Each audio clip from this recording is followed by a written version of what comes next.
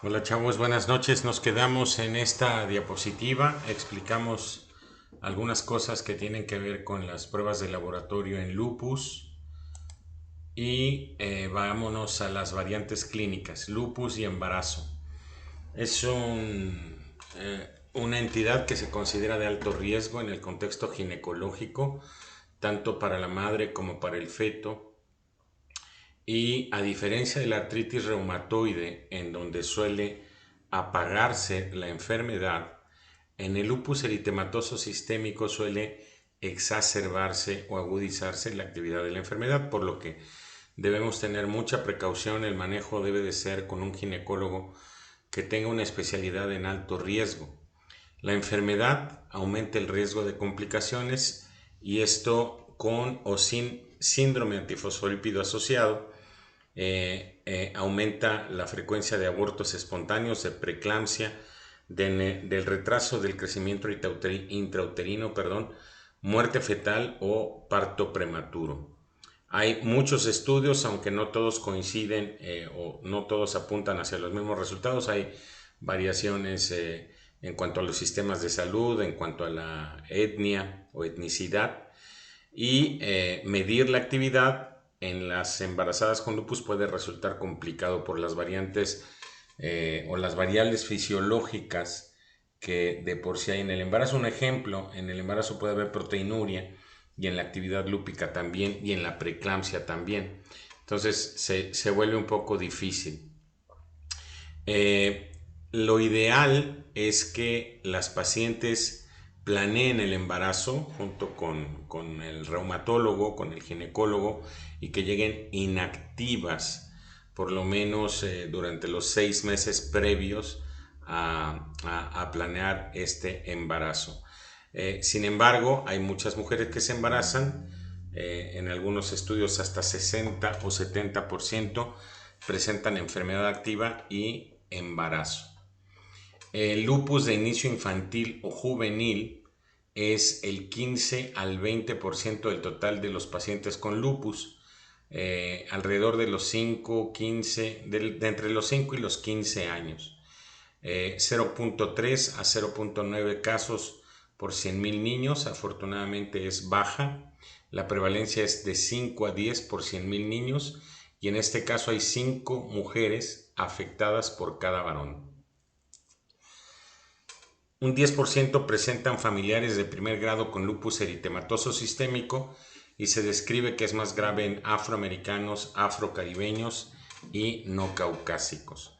Comparados con el lupus de los adultos, es más frecuente la presencia de fiebre, eritema malar, afectación renal del sistema nervioso central y daño hematológico. Es más frecuente la presencia de anticuerpos anti-DNA de doble cadena, anti-SM, antirribonucleoproteína o RNP, y disminución de la fracción C3 del complemento. Un poco más variable la presencia de artritis, erositis, Raynaud y trombocitopenia. Existe también el lupus neonatal, que es una enfermedad autoinmune, tal vez la única que se transfiere pasivamente. Esto es de las madres con lupus, el 1 al 2%, o también con síndrome de Sjögren, portadoras de anti-RO y anti-LA, heredan o transfieren, por decirlo así, estos anticuerpos, y estos anticuerpos, siendo patogénicos, producen bloqueos cardíacos en los bebés. El 16% desarrollan un rash cutáneo de estos bebés, pero también puede haber manifestaciones hepáticas y citopenias, trombocitopenia, leucopenia o anemia. Eh, la teoría nos dice que, o a lo que más apunta, es que si estos anti-RO y anti-LA realmente en el paso de la placenta podrían pasar a la sangre del bebé y producir todos estos síntomas. Esto es lo que más tiene sustento científico, aunque no se ha logrado demostrar en el 100% de los casos, porque hay mujeres con lupus que tienen bebés y no tienen estos síntomas, el lupus neonatal. No hay pruebas patognomónicas, hay que tener una alta sospecha clínica, revisar a los niños, particularmente en madres con anti-RO, anti-LA positivos, por eso hay que tener niveles o presencia de estos anticuerpos antes y durante el embarazo, y una ecocardiografía fetal semanal a partir de la semana 18 y hasta la 26. Si es un bloqueo de tercer grado es irreversible, de segundo grado generalmente también, y afortunadamente ahora para la maduración pulmonar en la semana 28-30 también funcionan los esteroides para este tipo de complicaciones. En ocasiones a los chiquillos se les pone un marcapaso temporal. Y el lupus en el varón, que llega a ser hasta del 22%, tradicionalmente se le ha considerado mucho más agresivo, con presencia de glomerulonefritis proliferativa difusa mucho más frecuente, con riesgo de llegar a la insuficiencia renal terminal y con esto al trasplante. Suelen tener más prevalencia de anemia hemolítica, linfopenia, trombocitopenia, daño neurológico, lupus discoide, lupus cutáneo subagudo, y presentan anti-SM, anti-SMIT y anti-DNA de doble cadena, así como anticoagulante lúpico mucho más frecuente que su contraparte femenina. De forma más variable, la artritis, la serositis, la hepatoespleno, la fiebre y los síntomas constitucionales no son tan diferentes de las mujeres. En el lupus inducido por drogas se ha demostrado una asociación directa con estos fármacos: procainamida, hidralazina, minociclina, diltiazem, penicilamina, isoniazida, quinidina. Los anti-TNFs desde finales de los 90 hasta la fecha todavía se siguen reportando casos: el interferón, la metildopla, la clorpromacina y el practolol. Probable, junto a los fármacos anteriores, probable todos estos, no los vamos a desglosar. Destacan, por ejemplo, el docetaxel utilizado en oncología, la miodarona en cardiología como antiarrítmico, la terbinafina, el antimicótico, el litio, la fenitoína, ¿no?, que se utiliza mucho en crisis convulsivas, y una asociación posible podría estar condicionada en este último grupo de medicamentos. Entre ellos resaltan las estatinas, la penicilina como antibiótico, y en el lupus inducido por drogas las características demográficas son contra el lupus espontáneo, el lupus habitual, que esto se da alrededor de los 50 años, que el radio hombre-mujer es de 1 a 1. Pareciera ser que un factor protector es la raza negra. Los acetiladores rápidos contra los lentos, en los lentos es mucho más frecuente. El inicio de los síntomas es abrupto. Hasta el 50% tienen síntomas constitucionales, 95% artralgia o artritis, 50% pleuropericarditis, rash 10-20%, anormalidades hematológicas no usuales y las anormalidades inmunológicas con antinucleares positivos, igual que el usual, células LE, ya hablaremos de las células LE, probablemente en el chat.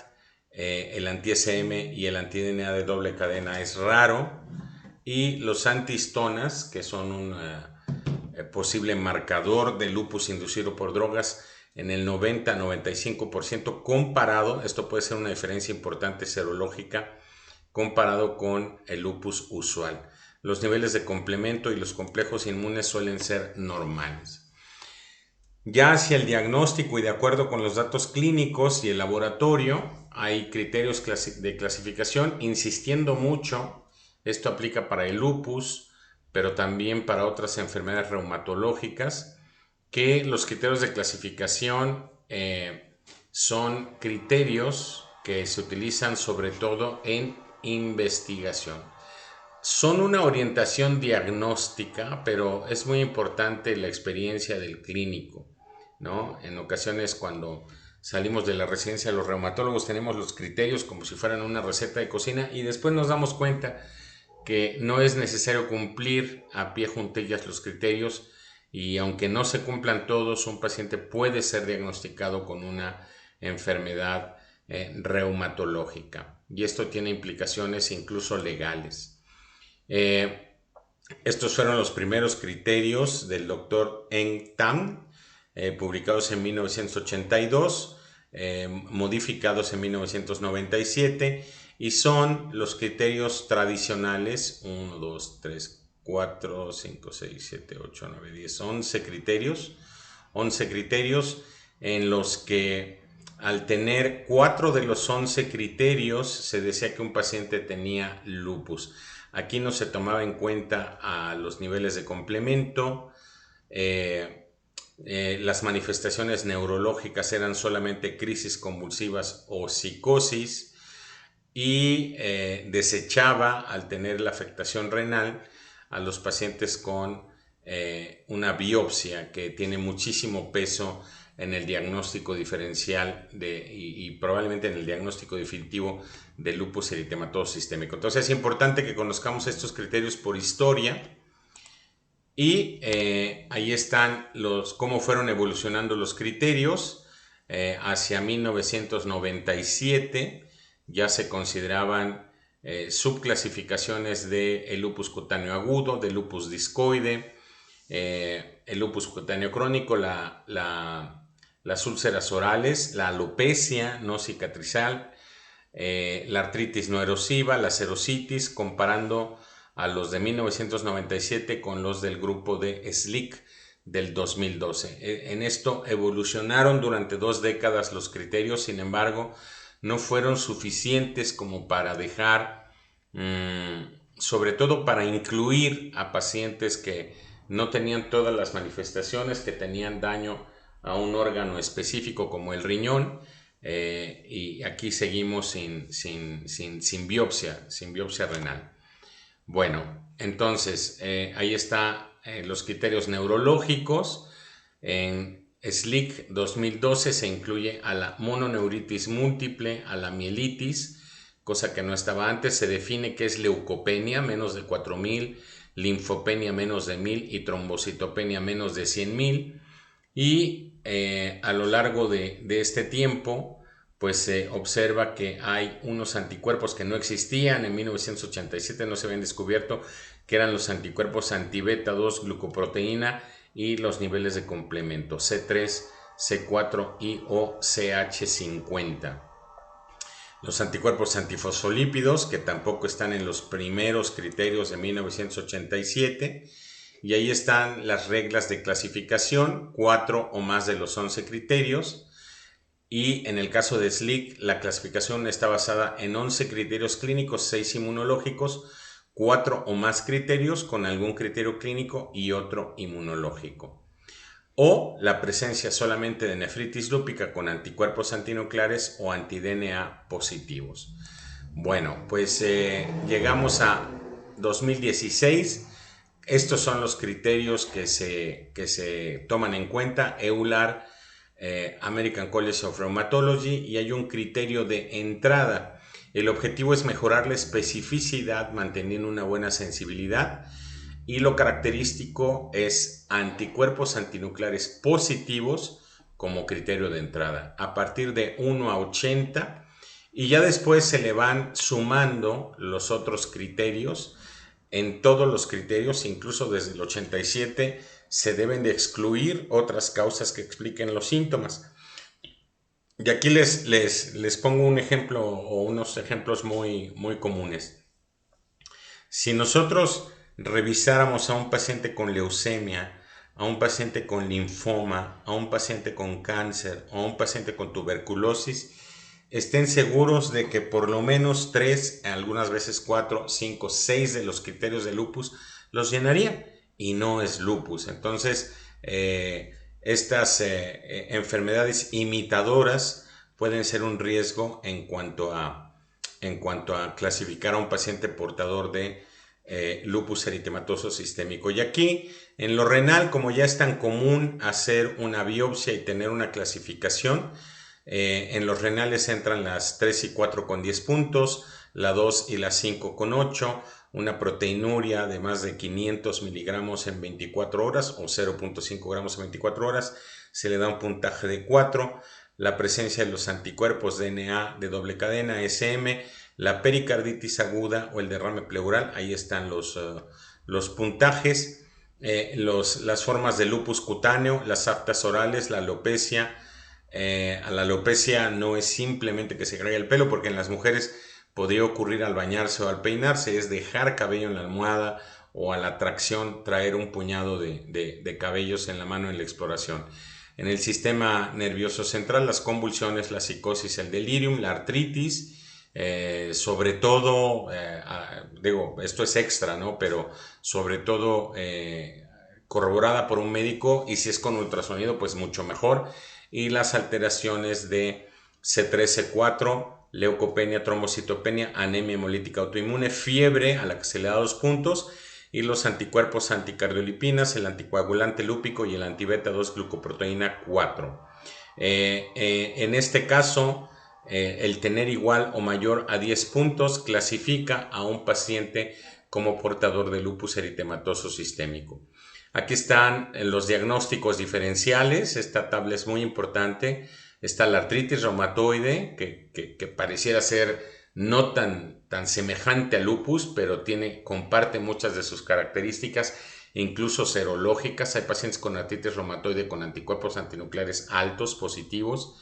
La enfermedad de Still, el síndrome antifosfolípido, la fibromialgia con anticuerpos antinucleares positivos, la PTI o púrpura trombocitopénica idiopática, las enfermedades tiroideas autoinmunes, específicamente la tiroiditis de Hashimoto, la fiebre más la esplenomegalia y las adenopatías nos deben hacer pensar ya en un proceso infeccioso, ya en uno linfoproliferativo. Los neurológicos, descartar las meningitis infecciosas, accidentes cerebrovasculares o enfermedades neurológicas mediadas también por complejos inmunes como la esclerosis múltiple o el síndrome de Guillain-Barré. Y en el caso del daño renal, descartar las postinfecciosas, las membranoproliferativas y la vasculitis renal. La vasculitis que puede estar asociada a anticuerpos contra el citoplasma de los neutrófilos, también conocidos como ANCAS. La mortalidad sobre todo se da por, ya lo dije, por enfermedad cardiovascular, también puede ser por infecciones, por nefropatía o lesiones neurológicas. La número 1 es por infecciones. A lo largo de la enfermedad, en la fase preclínica están los anticuerpos, en la fase clínica los procesos inflamatorios, el involucro de los primeros órganos, las recaídas o los periodos de actividad, se van adicionando más órganos, hay un daño que no es reversible, que está medido por un índice que se llama SLIC, que no es el SLIC que hizo los criterios, es un SLIC que ve las secuelas que deja el lupus en el organismo. Y por último, ya sea los procesos infecciosos, la aterosclerosis, que vuelvo a repetir es la número 1, pero también puede haber malignidad como causa de muerte. Ahí están las comorbilidades, la osteoporosis, la malignidad. Hay varias teorías al respecto, solamente sepan que existen estas comorbilidades. Las infecciones en algunos países o en algunas series 20 hasta el 55%, y esto es por la enfermedad per se, y también definitivamente contribuye al tratamiento inmunosupresor que disminuye la respuesta celular y humoral ante la infección. Si no tenemos resultados de microbiología inmediatos, siempre debemos de tratar de manera empírica hasta demostrar que se trata de un proceso infeccioso. Lo más grave que les puede pasar es que un paciente esté infectado y a la vez esté activo. Esto sí que es un grave problema en reumatología. Las causas de la osteoporosis pueden ser varias: falta de exposición solar, actividad de la enfermedad, sobre todo el tratamiento con glucocorticoides, la insuficiencia gonadal prematura, y el riesgo de neoplasias aumenta 1.15 veces, sobre todo las hematológicas, el linfoma no Hodgkin difuso de células B, aunque también hay otras patologías que pueden presentar patologías de tipo neoplásico. Bueno, con esto terminamos la primera parte y me voy a ir a la segunda parte de lupus eritematoso sistémico. Gracias.